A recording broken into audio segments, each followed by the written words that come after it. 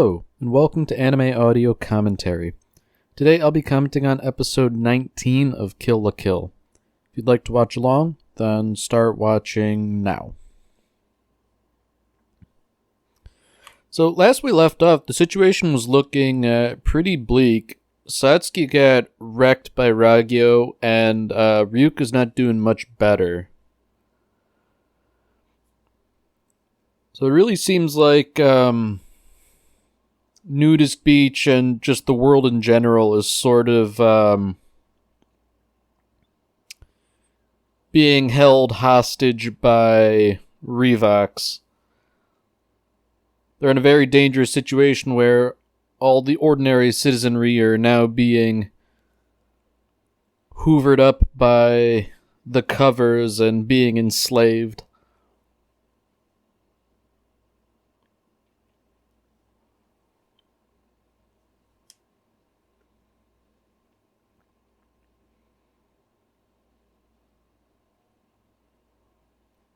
The worst part is that every person that gets captured by one of the covers, they become a combatant for Revox. So now the other big bombshell here that got dropped last episode was that Ryuko is in all likelihood Ragyo's daughter, and therefore Satsuki's sister.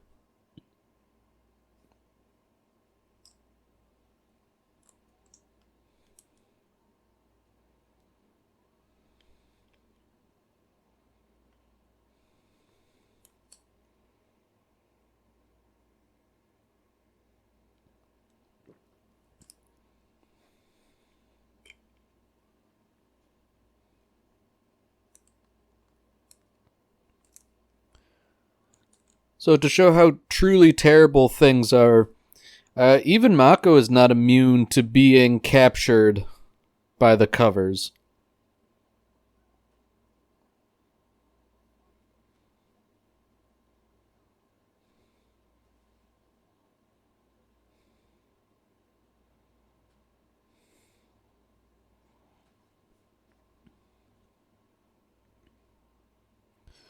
So kind of like when Ryuko went berserk before, she's really not taking this revelation very well.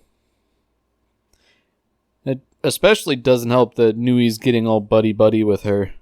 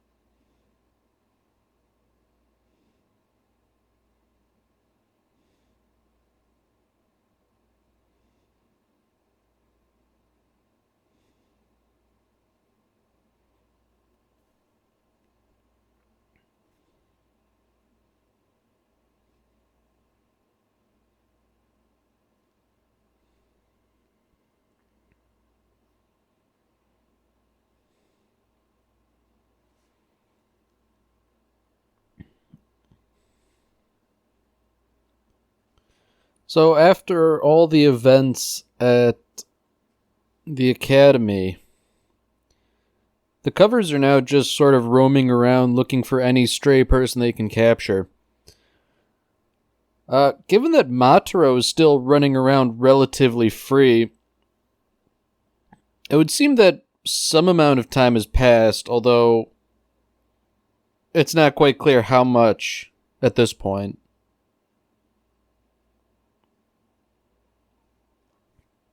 I guess perhaps the best indication of that is Jakuzure showing up wearing, I guess, nudist beach tactical gear.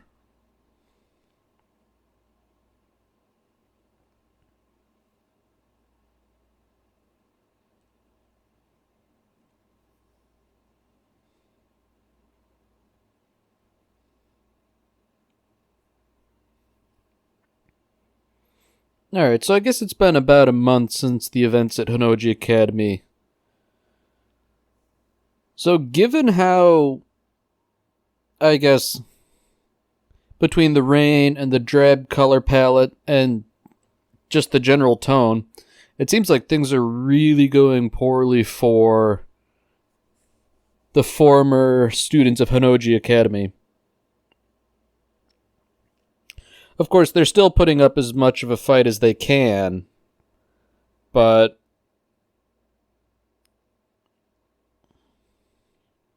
Sanagayama still has his Goku uniform, but it appears the wear and tear of using it has caused it to degrade and break down.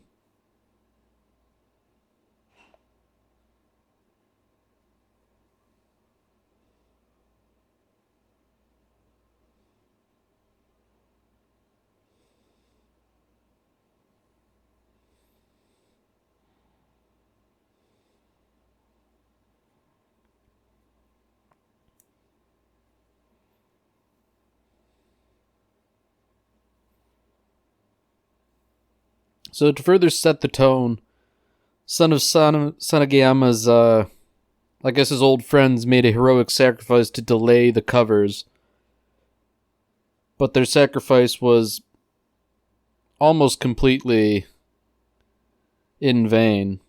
They managed to save a few people from being captured by the covers, but, they lost quite a few combatants in the process.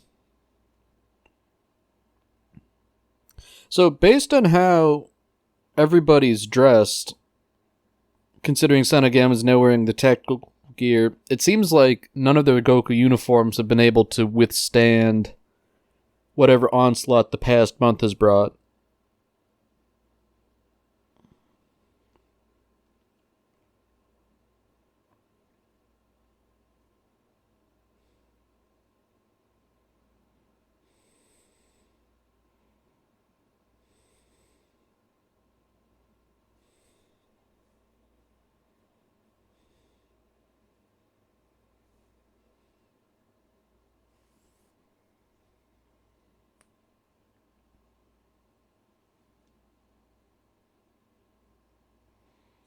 So the picture's becoming increasingly bleak, as only the nudist beach / Honnouji Academy forces remain. Everyone else has been overtaken by the covers. Beyond that, they don't have very much in the way of armaments. It seems like Sanagayama's Goku uniform was the last one they had intact, and that's out of commission at this point.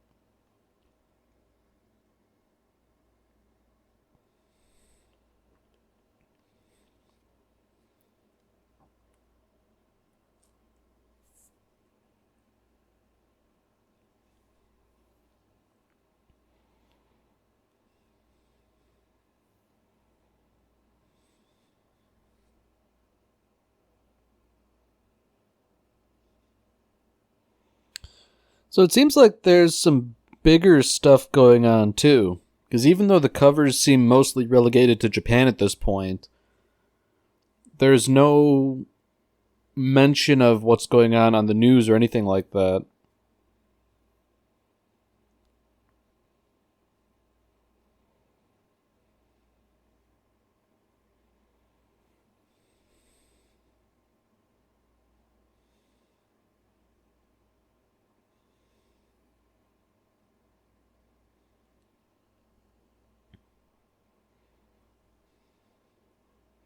Now, interestingly, Inamuno also mentioned that by constantly wearing Goku uniforms, the students of Honnouji Academy have developed a resistance to life fibers. So even beyond the normal resistance type stuff that they're doing, they also would resist the covers just by virtue of having worn life fibers frequently.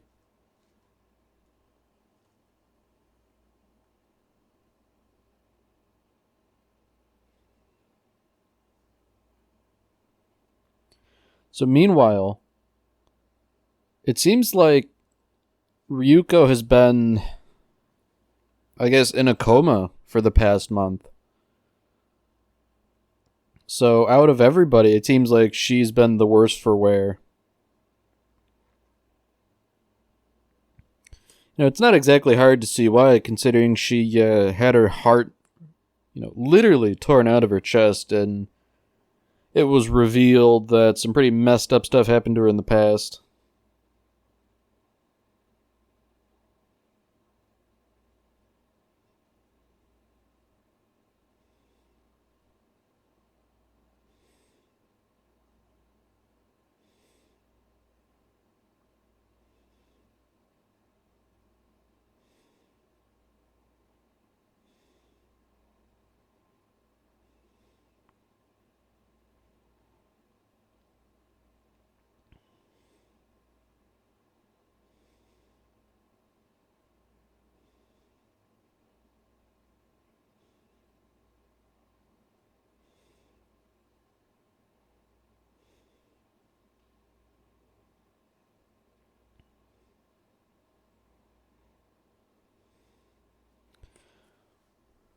So everybody's sort of taking a cavalier attitude about everything.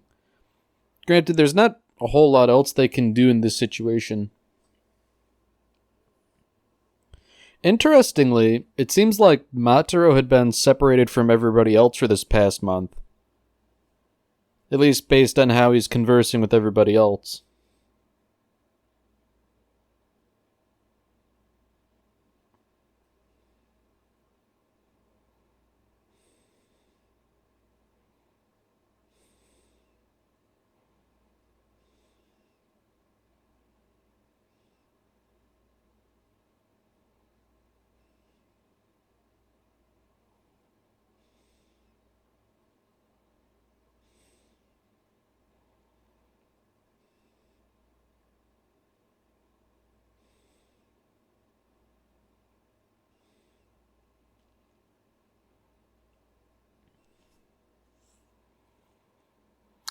So to tie up the last loose thread from the explosion, we check in with Satsuki and what she's been up to. And as far as we can tell, she's sort of been chained up in this cage for the past month.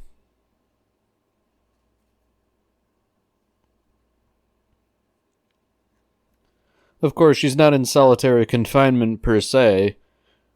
Ragyo has popped in to taunt her a bit. And knowing what I do, that probably would have been a frequent occurrence.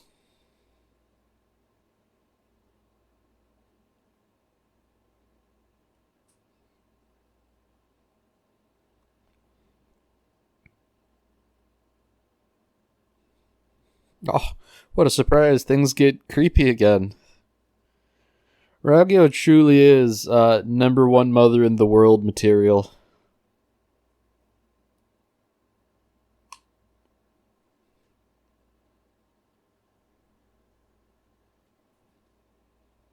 Now, of course, The revelation about Ryuko being Satsuki's sister also hit Satsuki pretty deep. Especially considering that it was the death, or rather, supposed death of her sister that was a pretty big motivator on her early in her life. So I guess that knowing her sister is in fact still alive would be a big motivator.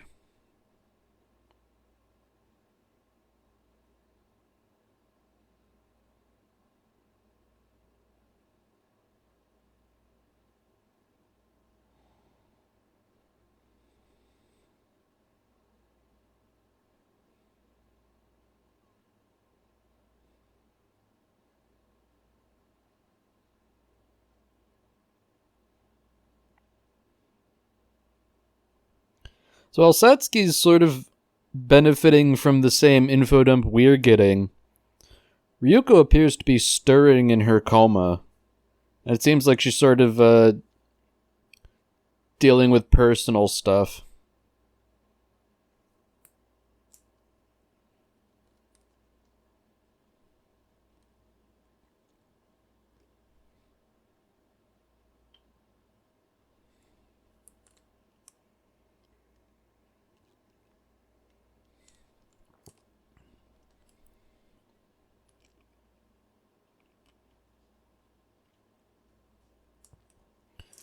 So, despite ostensibly being confined for a month or so, Satsuki still has her thumb right on the pulse of everything. It seems like she's also tentatively privy to Ragyo's ultimate plan.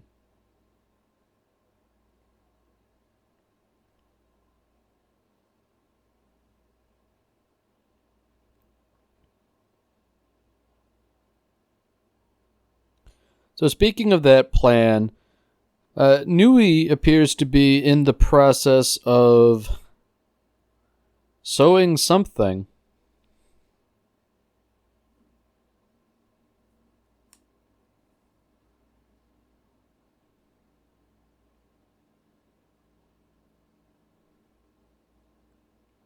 Interestingly, it seems at this point that whatever Nui is making, it appears to be,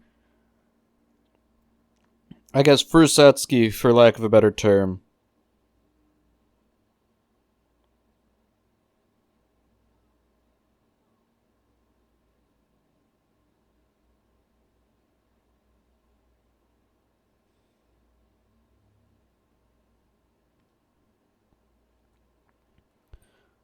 So according to Ragyo, she lets slip that what they're working on is a kamui, but not just any kamui, the ultimate kamui. So I guess whatever, I suppose, design flaws went into Senketsu and Junketsu, they have been ironed out.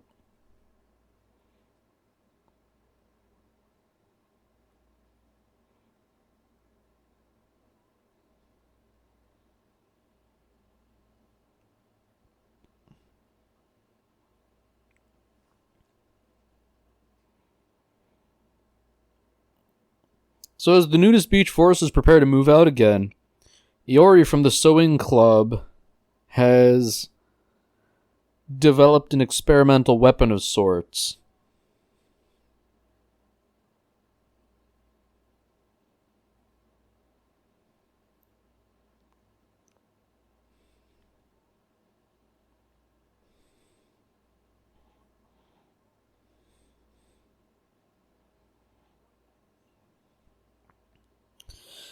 So they've seemingly found which covers hold Mako, and Gamagori decides that's probably the best time to test out the weapon and see if it works. Appears to be a sort of suction device that removes a person from the covers that have captured them.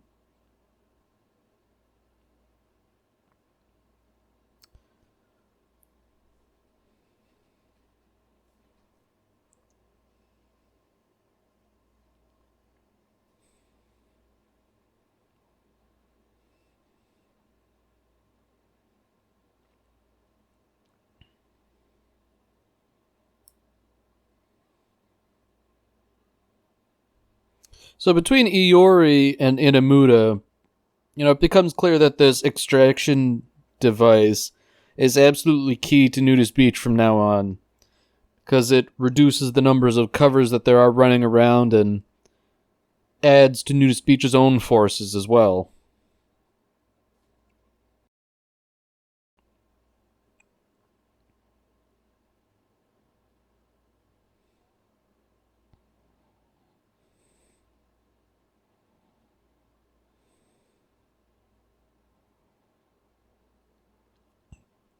So interestingly, we've been getting shades of this in the past few episodes, but Trigger is being cheeky here and hinting at the, I guess, the foundation of a relationship between Mako and Gamaguri.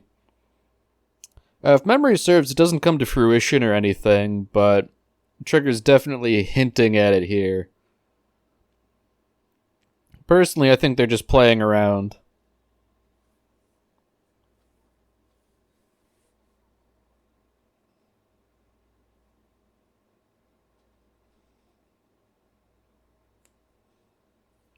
So the covers are using some sort of sonic weaponry. And for better or for worse, it's the thing that's woken Ryuko up out of her coma. And just like when she went berserk a couple episodes before, episode 11 I think, she's clearly not in a good frame of mind here. Notably, she manages to destroy all the covers in one slash for scissor blade without wearing senkets.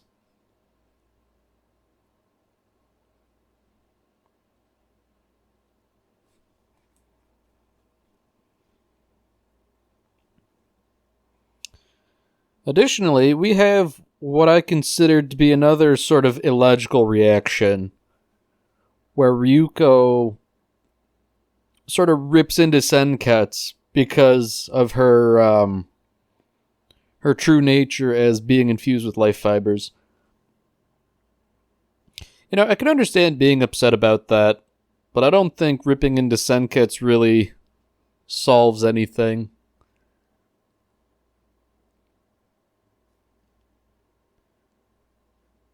I guess it's just one of those things where it's an angry outburst that just sort of lashes out at everyone irrespective of their fault.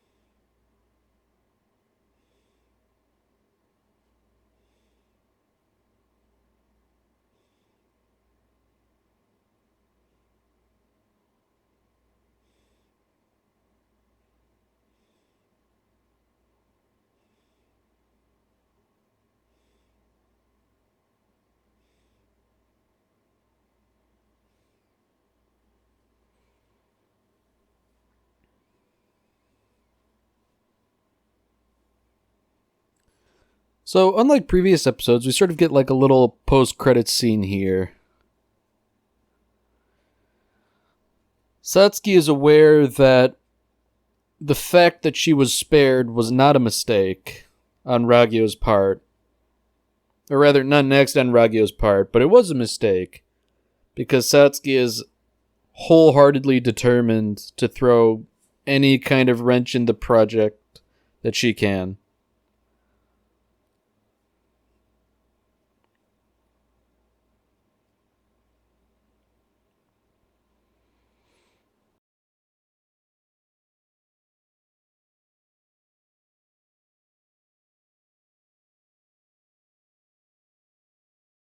Alright, well, that's it for this episode.